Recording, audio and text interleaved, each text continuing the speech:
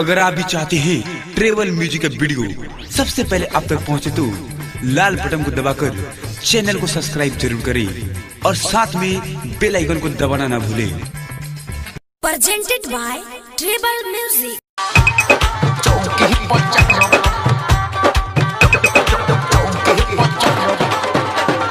DJ Manish Raksol. सावन recording studio लाल बेगिया। लागता खजाई जमनिया खखोरका होदेला मन हम चल जाई छोड़के होदेला मन हम चल जाई छोड़के लागता खजाई जमनिया खखोरके होदेला मन हम चल जाई छोड़के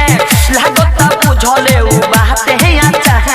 पलंग पप्पा चबेरा चौकी पचार बेर चटई परा तो भर चाहते भात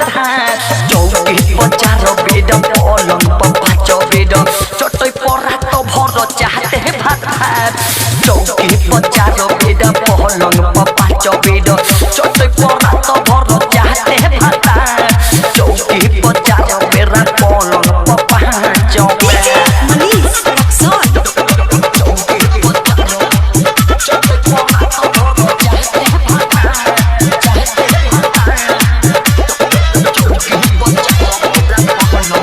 देहिया के छुअते खादा कहते दोहुआ बाबे ऊपर कहती ना डरे का कोही सखी दे ओइसन भाता रके कदेला गजबे से प्यार डरे देबेला भुइया में धकेला सा चौकी पचास बेरा पहलंग पप्पा चबेरा सखी दे सखी चौकी पचास बेरा पहलन पप्पा चबेर चटई परा तो भर चाहते भाता चौकी पचास बेरा पहलन पप्पा चबेर चटई परा तो भर चाहते भाता चौकी पचास बेरा पहलन पप्पा चबेर DJ Manish Raksol. चौकी पचास चटई परा तो भर चाहते